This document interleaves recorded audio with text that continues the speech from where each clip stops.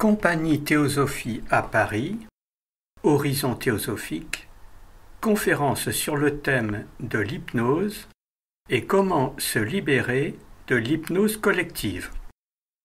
Amis, peut-on se libérer de l'hypnose collective? Un petit mot d'abord sur l'hypnose, telle que l'entend la théosophie. Hypnose vient d'un terme grec, d'un dieu grec d'ailleurs, qui s'appelle Hypnos, qui est le frère de Thanatos, la mort. C'est le dieu du sommeil, Hypnos. C'est la raison pour laquelle Brede, donc au XIXe siècle je crois, a donné ce nom à ce phénomène qu'on connaissait depuis très très longtemps, depuis l'Antiquité, qu'on a appelé aussi à un certain moment magnétisme animal ou mesmérisme. Mais c'est le mot hypnose donc qui a pris le dessus, parce qu'on a déconnecté en fait un petit peu cette pratique avec le magnétisme, tel qu'on l'entend, pour la rapprocher du sommeil. Parce qu'on a l'impression en effet qu'à partir du moment où une personne est hypnotisée, elle vit, elle montre les symptômes de quelqu'un qui dort. C'est vrai pour certains côtés, mais c'est totalement faux, bien entendu, sur d'autres côtés. Pour quelle raison? Parce que le corps obéit. Le corps est tout à fait capable d'agir pendant l'hypnose.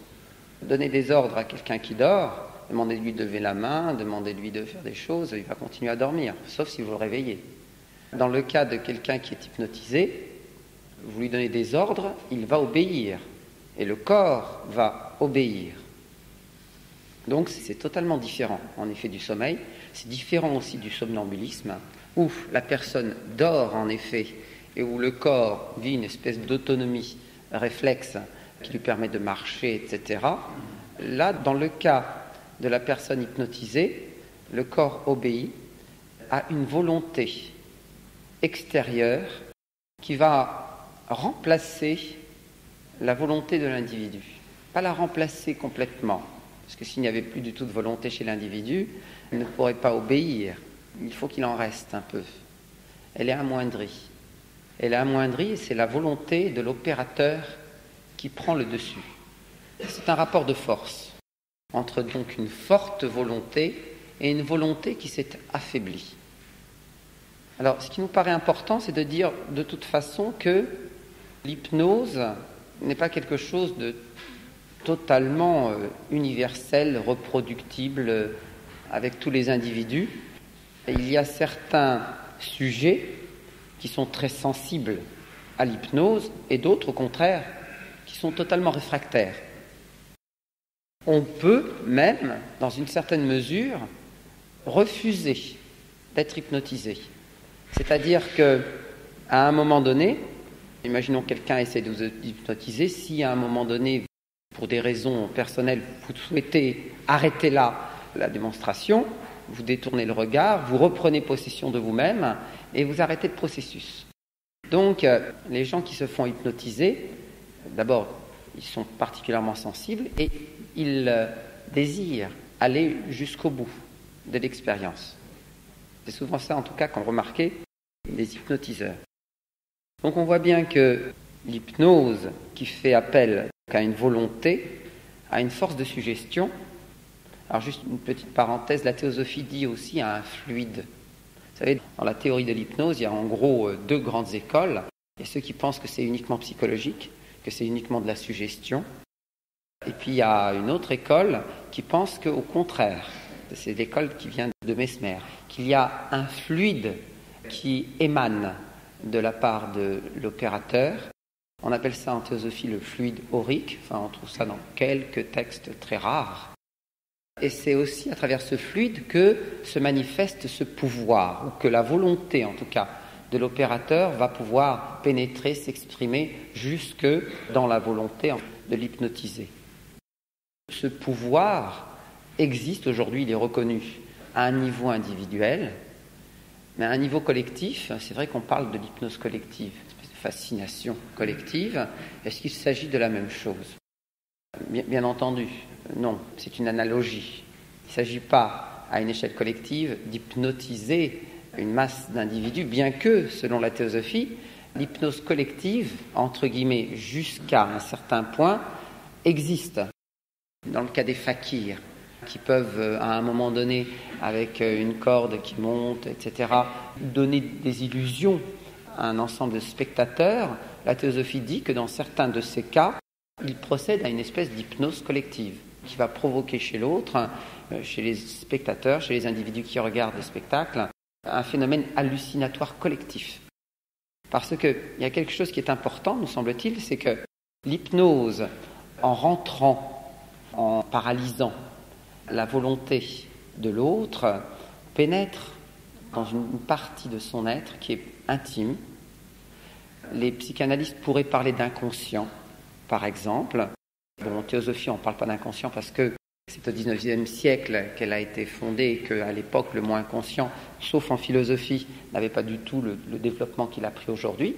Mais on comprend bien que ça correspond en tout cas à ce que la psychanalyse, la psychologie d'aujourd'hui parle lorsqu'elle cite l'inconscient. Et pourquoi ? Parce que on utilise aujourd'hui ce pouvoir à des fins thérapeutiques. Alors, ce qui nous paraît intéressant, c'est le processus. Et là, ça va nous permettre de voir l'analogie à un niveau collectif.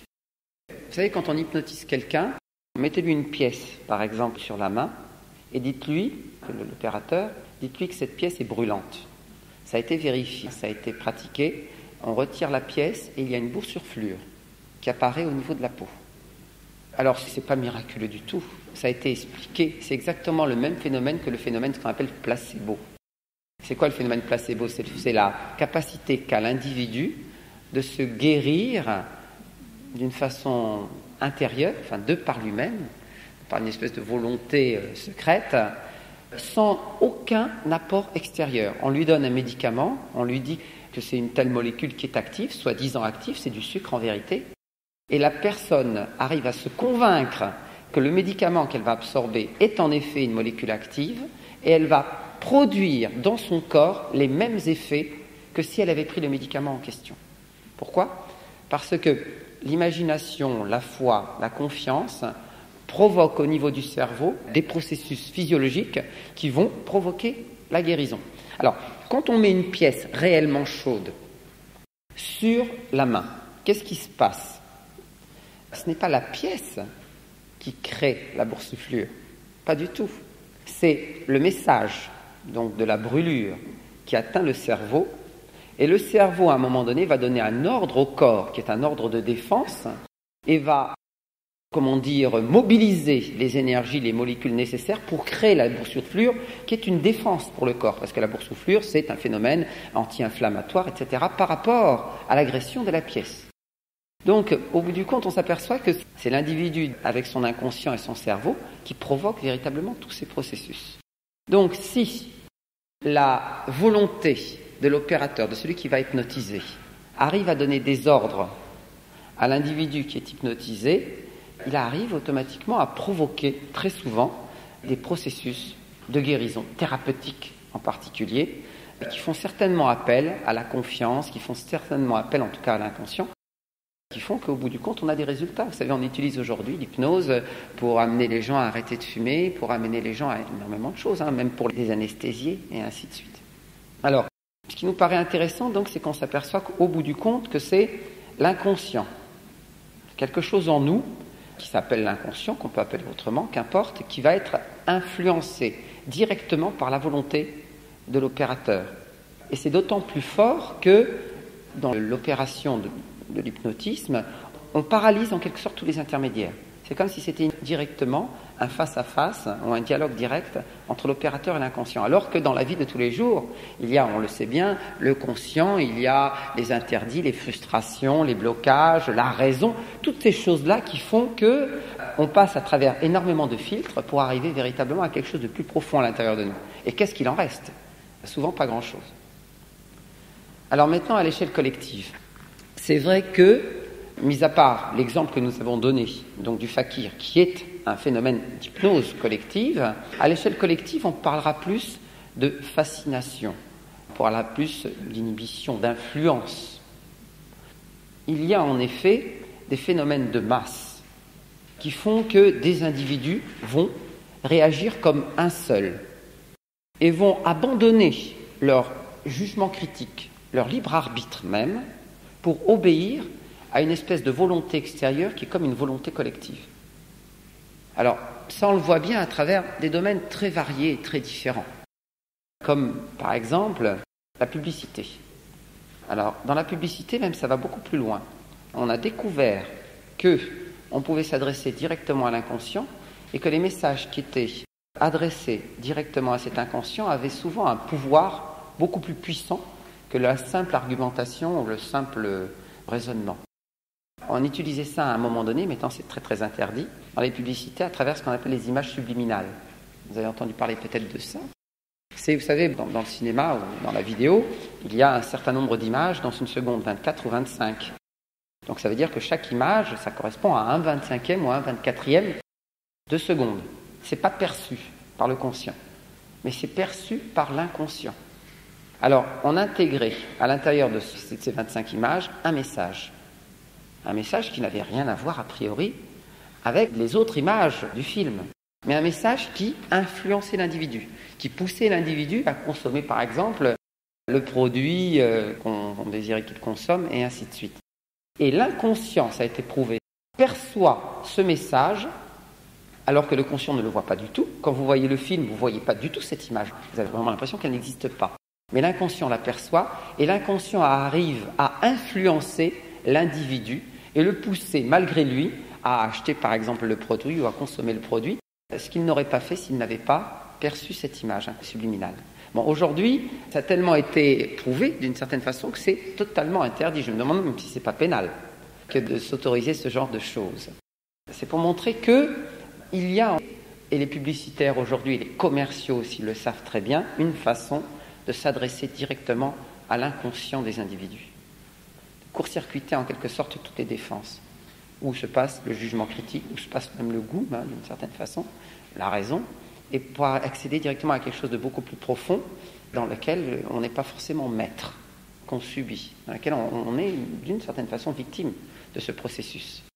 Et même s'il n'y a plus d'image subliminale, il y a néanmoins énormément d'autres processus qui sont utilisés par les publicitaires, les commerciaux, etc., pour toucher directement l'inconscient, en rapport avec les rythmes, en rapport avec les musiques, en rapport avec les couleurs, en rapport avec tous les archétypes, toutes les imageries qui sont véritablement en nous, qui ont un potentiel très puissant d'influence.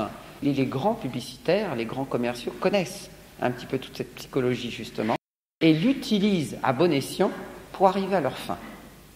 Et la plupart des individus, malheureusement, subissent ces influences extérieures, en sont fascinés et font qu'il y a en effet des consommations de masse, des produits de masse, etc., etc. Alors, une autre technique qui est utilisée, c'est la technique du nouveau.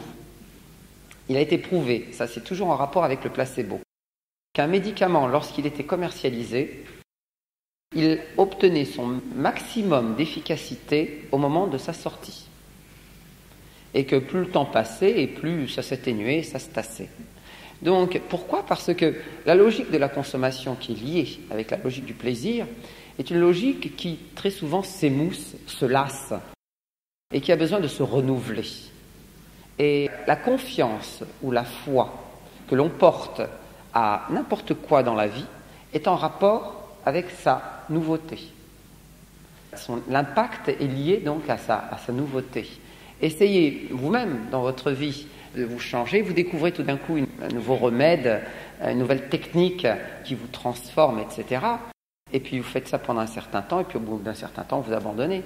Même le sport, vous êtes plein de bonne volonté, vous décidez de faire du sport, vous en faites la première semaine, deuxième semaine, troisième semaine, puis au bout d'un certain temps, ça se tasse. C'est pareil pour tout. Et c'est la raison pour laquelle, très souvent, pour justement garder cet impact, cette fascination par rapport aux masses, on renouvelle, on donne l'impression à l'individu donc, qui consomme et qui reçoit l'information d'avoir affaire toujours à du nouveau. Et le processus initial de fascination se réintroduit dans son inconscient jusqu'à l'étape suivante. Alors on a parlé de publicité, mais il y a d'autres moyens plus puissants, même dans une certaine mesure, pour fasciner, pour hypnotiser les masses.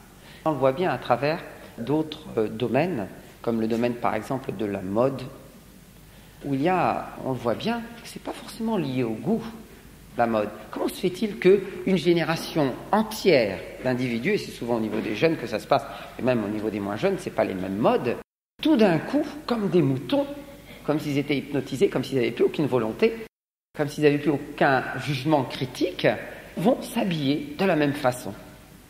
Et l'année suivante, ce sera une nouvelle mode. Alors, pourquoi on est autant fasciné, pourquoi on est hypnotisé comme ça par les goûts collectifs? Alors, on voit bien l'intérêt de ceux qui lancent ces modes-là. Ils en tirent un bénéfice, que ce soit un bénéfice donc d'argent ou un bénéfice de pouvoir. Mais comment se fait-il que les masses comme ça sont aussi facilement victimes de ce mouvement? Il nous semble que ce qui, dans l'individu, le pousse à l'imitation du grand nombre, c'est essentiellement le désir de ne pas être rejeté et, dans le sens positif, le désir d'être reconnu. Dans une classe, à partir du moment où un élève s'habille différemment, ne suit pas la mode, il va être critiqué, on va le traiter de ringard, on va lui dire qu'il n'a pas de goût, qu'il n'est pas dans le coup, etc., etc. Il y a un phénomène de rejet et c'est très difficile à vivre, en tout cas surtout de la part des enfants. Et c'est là qu'on s'aperçoit que le phénomène d'hypnotisme collectif dont les adultes sont victimes, c'est d'une certaine façon l'héritage déjà de l'éducation et de l'enfance. C'est le besoin d'être accepté, d'être reconnu, de ne pas être rejeté, qui fait que c'est un laissez-passer, c'est un sésame. Si on veut être aimé, il faut passer par là, c'est comme ça, il faut montrer patte blanche. Il faut une sacrée force de caractère, une sacrée personnalité, pour pouvoir comme ça s'opposer au mouvement collectif. Parce que c'est une volonté collective, avec tout ce que ça peut supposer comme puissance, qui va s'opposer à une volonté individuelle. Et comme nous l'avons dit tout à l'heure, qu'est-ce qui caractérise le phénomène de l'hypnotisme? C'est la confrontation entre une volonté forte et une volonté faible. Quand la volonté forte s'exprime, elle prend le dessus sur la volonté faible qui ne peut à ce moment-là que obéir. C'est ça qui permet au phénomène de l'hypnotisme d'exister. Alors, maintenant, quand on voit dans d'autres domaines encore plus dangereux, nous semble-t-il, en tout cas plus subtils, le domaine de la religion, ou le domaine de la politique, par exemple, on retrouve aussi exactement la même chose. Vous connaissez, c'est Hitler, par exemple, en train de faire ses discours. On a l'impression véritablement que c'est comme une espèce de magicien noir, de sorcier, qui connaît les règles pour fasciner, pour envoûter son auditoire. Il endort, il fascine. Les personnes qui l'écoutent n'ont plus de volonté. Dans les religions, c'est exactement pareil, les sectes en particulier, même les rituels. Dans les sectes, on parle de lavage de cerveau. Alors, c'est quoi le lavage de cerveau? C'est ainsi un peu les mêmes techniques.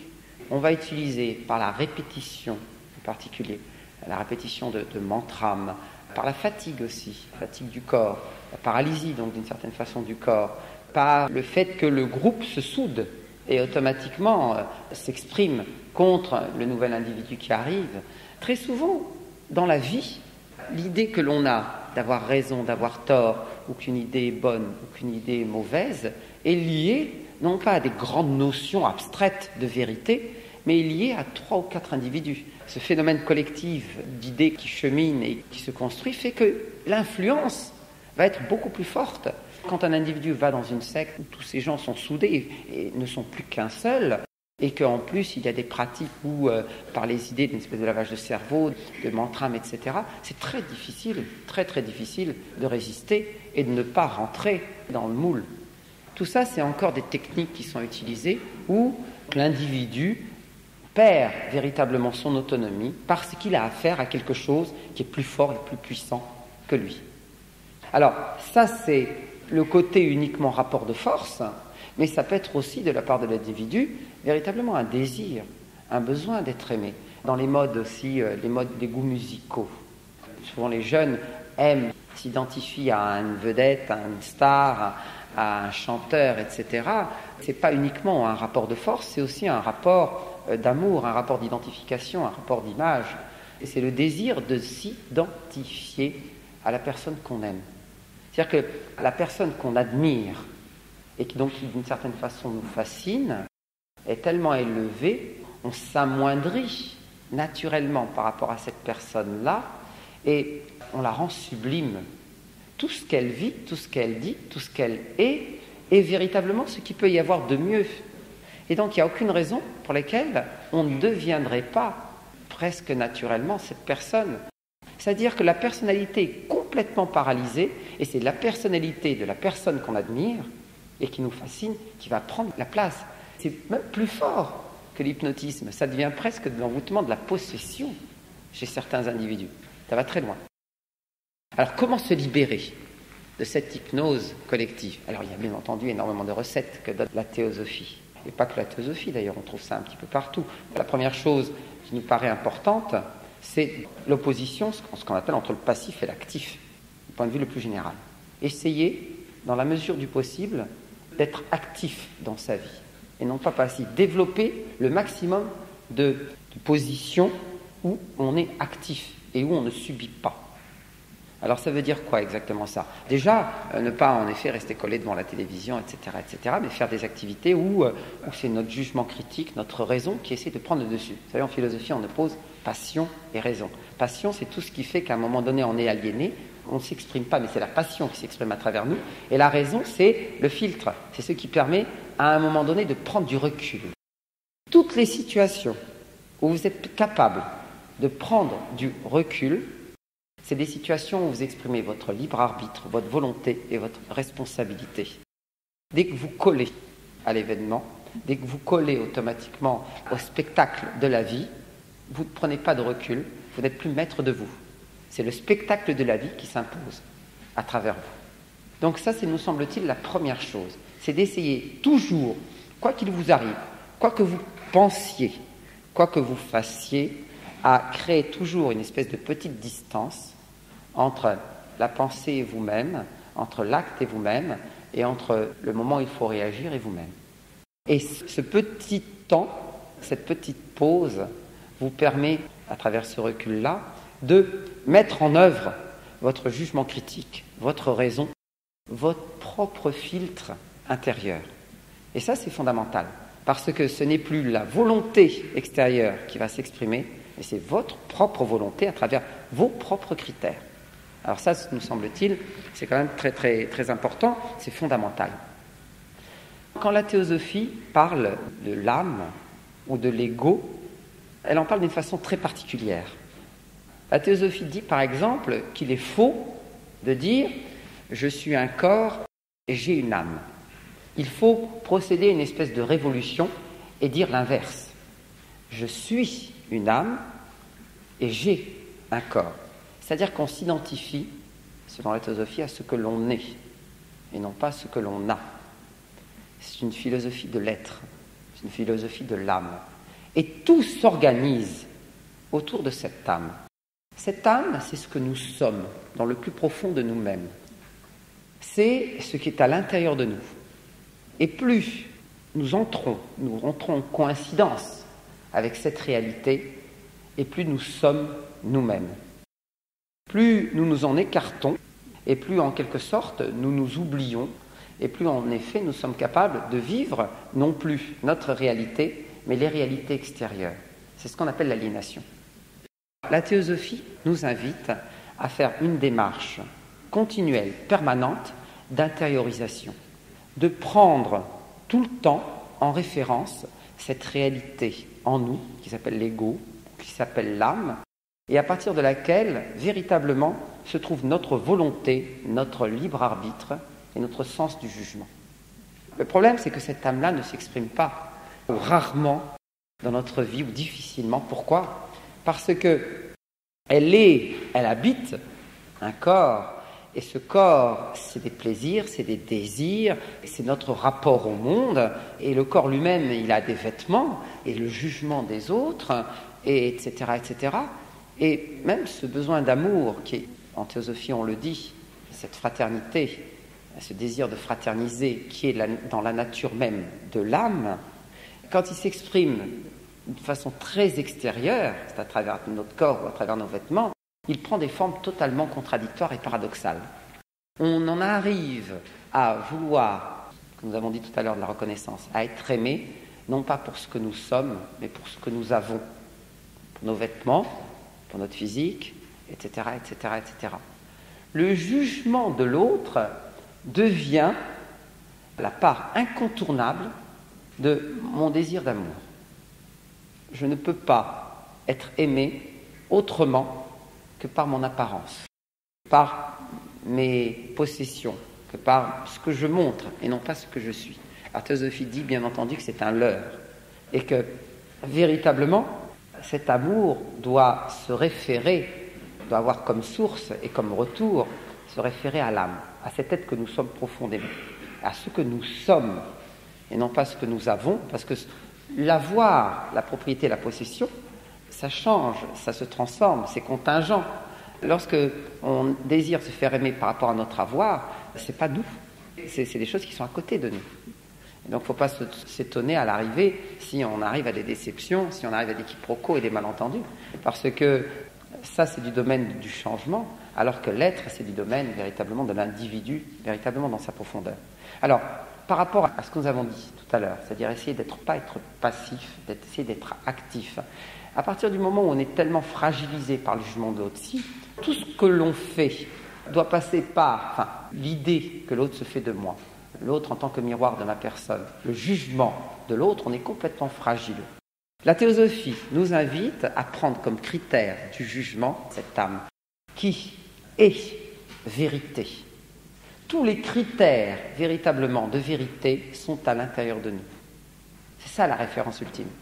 Lorsque dans la vie on a un doute, quel qu'il soit, ça ne sert à rien de se tourner vers l'extérieur. La théosophie nous invite à interroger l'intérieur. Et l'intérieur, c'est véritablement ce que nous sommes, et ce que nous sommes est connaissance. Alors là, ça, on reprend un petit peu ce que disait Platon. Il y a en nous une connaissance intime, une réminiscence, qui ne demande qu'à s'exprimer à partir du moment où on la sollicite. Mais la plupart du temps, on l'oublie. On la laisse complètement en hibernation à l'intérieur de nous, et on ne fait que vivre, que solliciter des connaissances extérieures, avec lesquelles on ne connecte pas du tout à l'intérieur. C'est la raison pour laquelle les gens sont changeants, sont passifs, sont influençables, etc. La théosophie dit qu'il y a quelque chose de stable et de permanent en nous, et que c'est cette chose-là qui est la source, qui est la vérité et qui est la référence. Et c'est là véritablement que doit s'exprimer notre libre arbitre, notre volonté, notre jugement. Donc ça, nous semble-t-il très important. Combattre la peur aussi. La raison pour laquelle très souvent on suit le mouvement de masse, c'est parce qu'on a peur. On a peur justement d'être jugé, d'être mal compris, d'être critiqué. La peur du ridicule. La vérité peut-être parfois, dans certaines circonstances, on peut nous mettre dans des situations où on est ridicule. Prenons un exemple très simple. Gandhi, quand il est parti négocier en Angleterre, il l'a fait, il portait un pagne. Il n'avait pas du tout peur du ridicule. Ça correspondait pour lui, sa vérité. Et c'était sa référence. On avait beau penser de lui ce que l'on voulait, on avait beau rire, ricaner, ça ne le bouleversait pas du tout, ça ne le déstabilisait pas du tout. Parce que lui, ce qui lui importait, c'était de vivre sa vérité, la vérité de son âme, la vérité de son ego. Et il exprimait sa volonté, son libre arbitre, sa responsabilité. Bien entendu, on n'est pas des Gandhi. Il n'y a personne visiblement qui porte un pagne ici ce soir. Mais est-ce qu'on n'est pas tous confrontés par rapport à ce respect de la vérité dans notre vie de tous les jours, à ce genre de situation? Imagine par exemple, on ne boit pas d'alcool. Beaucoup de théosophes ne boivent pas d'alcool. On est dans une société où boire de l'alcool, c'est plutôt bien vu. Et on est presque rejeté dans une certaine mesure quand on ne boit pas de l'alcool. Et pourtant, si on considère pour des raisons personnelles qu'il est bon de ne pas boire de l'alcool, il faut s'y tenir, quitte à être rejeté, quitte à être critiqué. Bon, ça, c'est un exemple physique, c'est juste boire de l'alcool. Mais toutes les vérités, entre guillemets, que nous essayons, que nous voudrions incarner dans notre vie, il y en a énormément, si on réfléchit bien, qui sont complètement en porte-à-faux avec ce que la société nous conseille de penser, avec ce que les individus pensent, et qui fait que, obligatoirement, si on est fidèle à soi-même, on risque d'être rejeté. Et tout dépend de la façon dans laquelle on le vit. Parce que si on le vit avec une grande sincérité, sans aucune peur, avec une foi intérieure, c'est-à-dire d'être persuadé que c'est le chemin incontournable de notre vérité, le chemin de notre bonheur, le chemin de notre épanouissement, et que même d'une certaine mesure, si on le vit naturellement, avec du bon sens aussi, il ne s'agit pas de chercher à provoquer, à choquer, vivre naturellement, que c'est le processus inverse qui risque de se passer. C'est-à-dire que la fascination peut se produire dans l'autre sens. On peut devenir, dans une certaine façon, objet d'envie, d'admiration. La contamination, nous semble-t-il en tout cas, si on le fait bien, peut exister dans l'autre sens. On peut prendre complètement à contre-courant cette hypnose collective et on peut devenir soi-même objet de fascination pour l'autre, inverser complètement le mouvement et au nom de la vérité.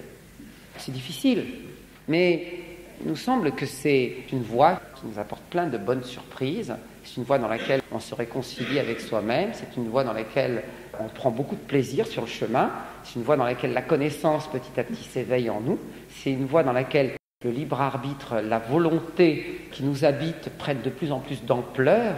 C'est une voie dans laquelle on existe en tant que tel. On a, entre guillemets, comme on pourrait le dire aujourd'hui, bien que ce soit un terme ambigu, de la personnalité, et en tant que tel, on peut être en effet admiré, reconnu en tant que tel. La théosophie dit que être accepté, c'est pas forcément être un mouton, faire comme les autres. Mais c'est parfois, souvent, peut-être toujours, sortir des rangs. Avoir le courage de penser selon des critères intérieurs, selon des idées, et non pas uniquement selon ce qui se dit, ce qui se fait, les rumeurs, les opinions, etc., etc. Ça demande du courage. Donc, une des qualités, encore une fois, avec le côté actif de l'individu, qu'il faut chercher à développer véritablement en soi, c'est le courage. Il faut apprendre à être courageux. Il faut retrouver le goût du combat, le goût de l'effort. Ça nous paraît fondamental. Toute la théosophie, qui est une philosophie de l'évolution, dit qu'on ne peut évoluer, c'est-à-dire qu'on ne peut progresser que l'en faisant des efforts dans notre vie, dans nos pensées, dans nos actes, c'est-à-dire en essayant chaque fois de repousser nos limites, de travailler là où ça résiste en nous.